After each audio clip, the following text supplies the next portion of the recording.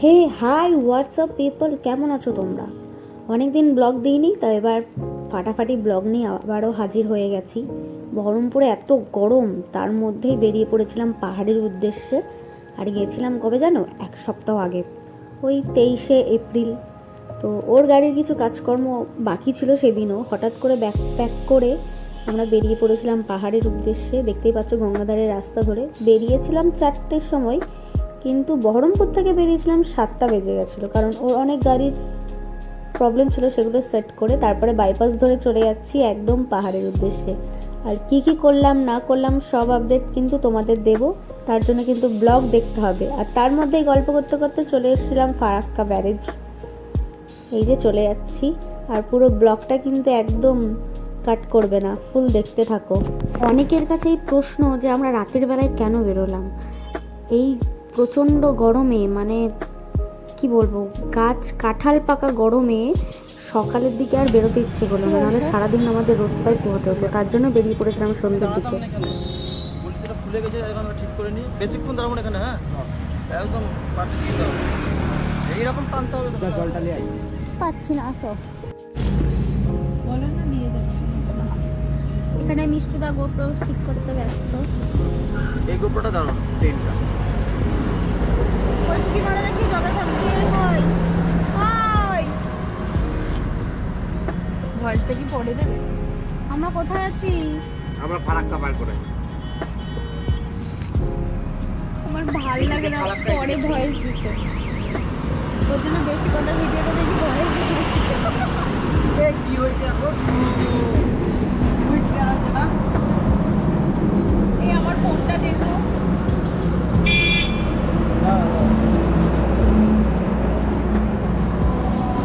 Complete, তো এবার যাওয়া যাক। ওখানে মিষ্টি দাঁড়াইছে, এটা রাস্তা।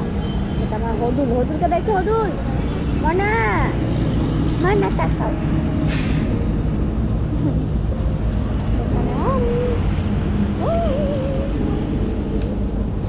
ধরো দেখি, এটা করো।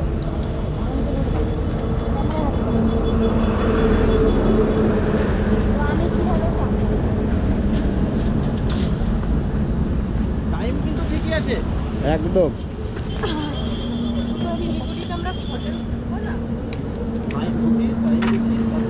চলো ঘোরাও ঘোরাও ঘোরাও, আমি বলবো।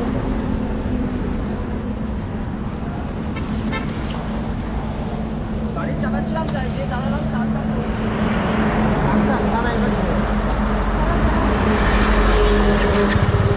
ওয়ালেটটা দিয়েছি।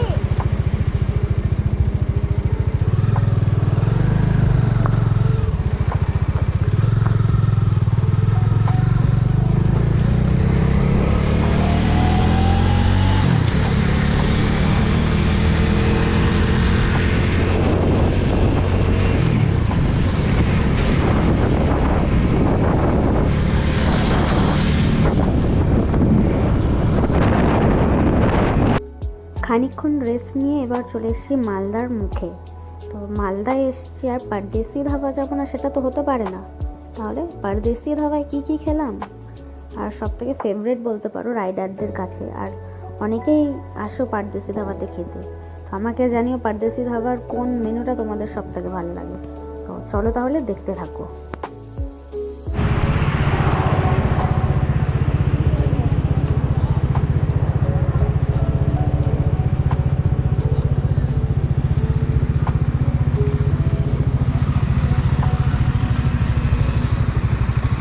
রকেট ক্লাস লাভ তো উড়তে উঠতে এলাম। লাভ।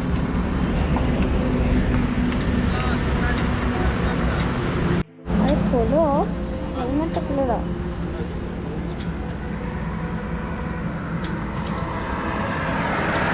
সিং দুটো দেখো, সিং।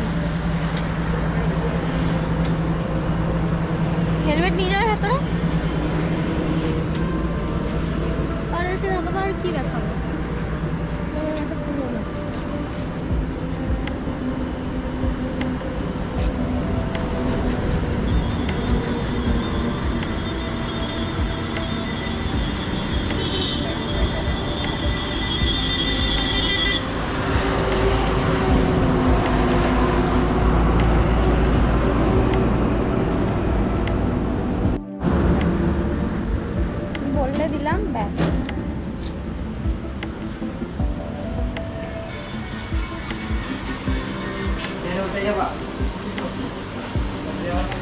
এটাতেই যাবো, ওটা তো বিয়ে বাড়ি ফিল্ম।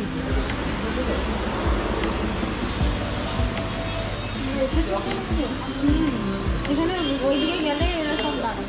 ভিতরে ভিতরে নিচের থেকে এটাই হতে পারে।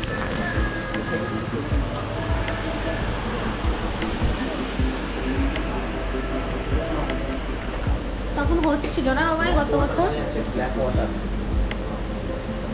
Black water.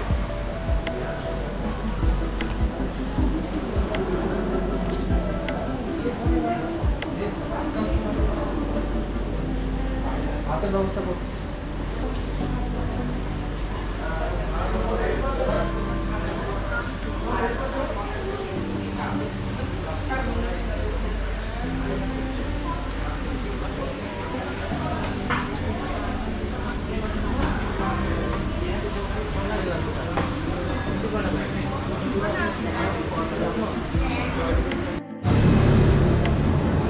ওয়াশরুম যেখানে, চলো তোমরা চালাও ওইদিকে, আমরা এইদিকে লেডিস।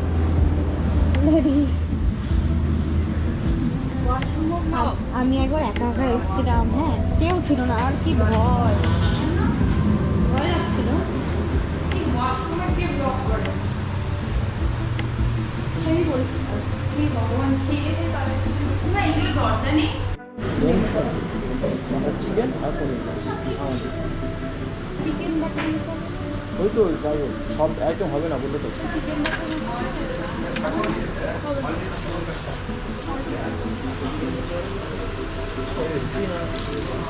বাটার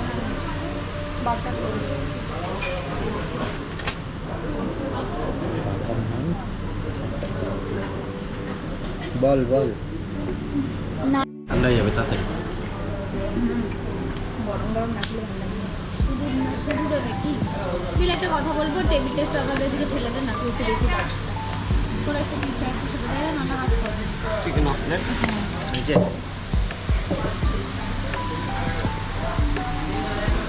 বাটার পনির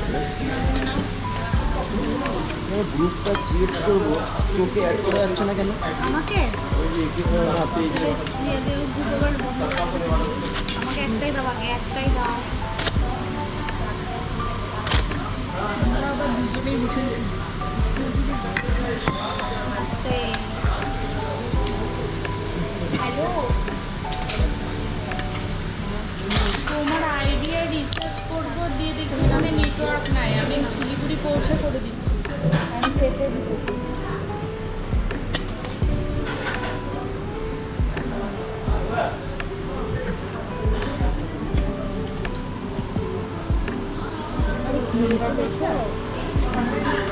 यदि पनीर नहीं ना नहीं हो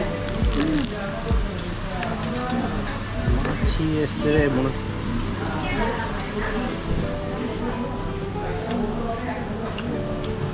पनीर टा পনির খাবো না, पनीर खाना ना ये देखा ना পনির করে ভালো হচ্ছে।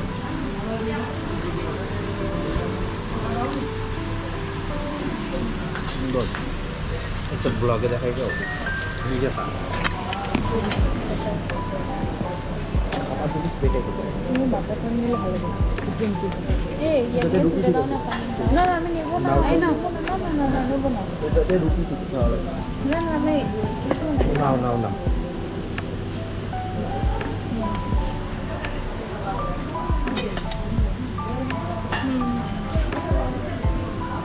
ফিনিশ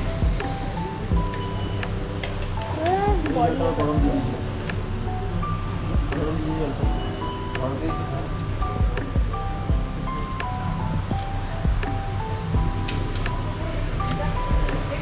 ওই তো মাছ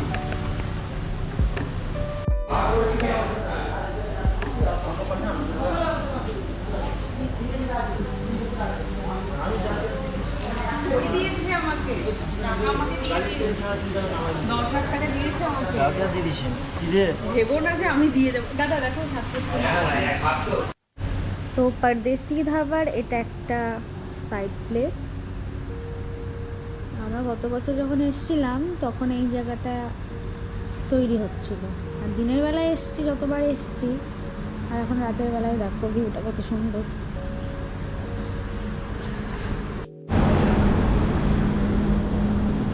ঈদ মুবারক।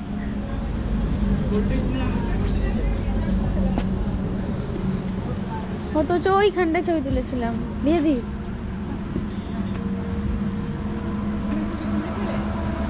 ওটা আমার হার্ট শেপ ছিল, গত বছর।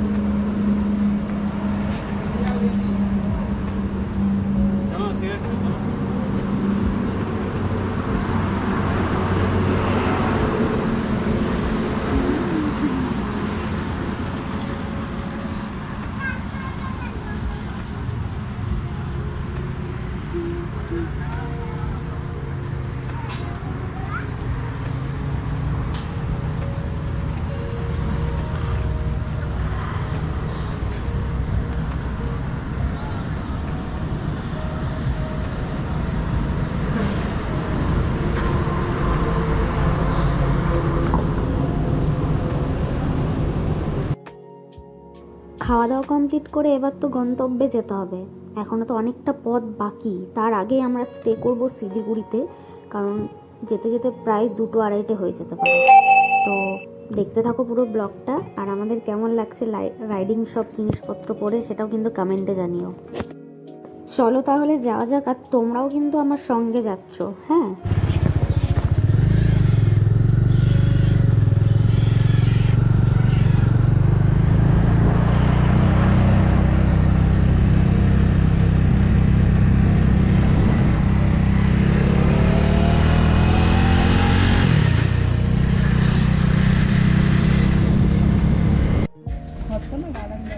কটা বাজে? 12:30।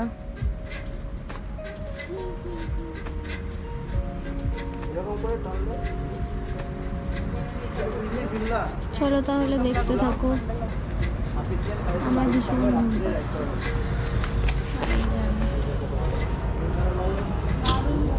কিনে পুরো ট্যান করলো না। ঠান্ডায় পড়বে, ঠান্ডায় পড়বে। মাইরা দাও, তোমার সামনে লাগে না। তোমার ব্লগটা যা খাবে না গো। তো চিংড়ি চালানো হলো। ফাঁকা শিলিগুড়ির রাস্তা, এতটা ফাঁকা পাইনি জীবনে। এই যে মার্কেটের উপরে দোকান। সকালে এখানে আসতে হবে রেনকোট কিনতে।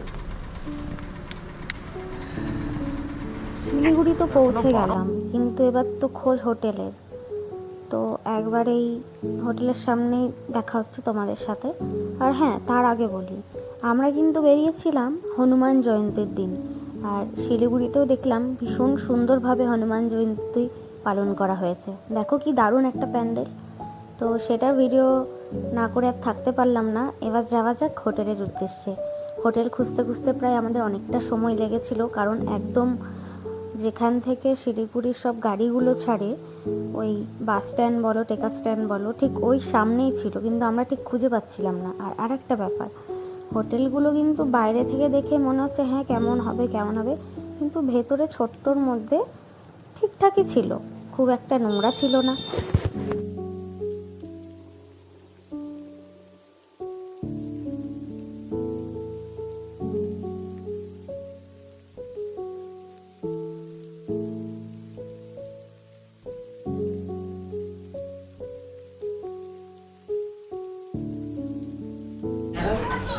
কেমন হচ্ছে?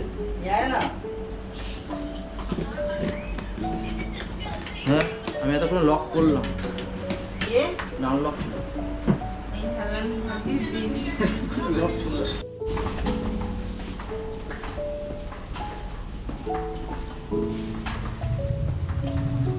দিন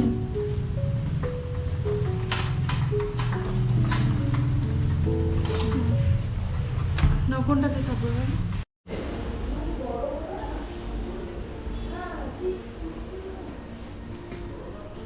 শিলিগুড়ির জাংশনের ঠিক সামনে। এত রাত, এখন বাজে প্রায় 2:30। আমরা 2:30টার সময় কোথাও রুম পাচ্ছিলাম না। তো এই যে একদম ছোট্ট একটা রুম, কয়েক ঘন্টা ঘুমাবো, তার জন্য 900 টাকা ভাড়া এই রুমের।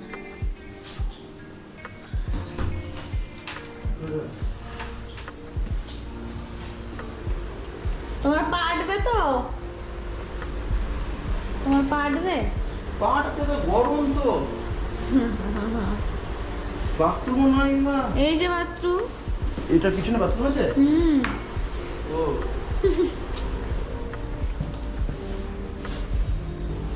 চলো তাহলে আজকে শিলিগুড়িতেই আমাদের স্টে করতে হচ্ছে। এখন বাজে প্রায় 3টে, মানে ভোর 3টে। তো দেখা হচ্ছে কাল সকালে। চলো তাহলে টাটা।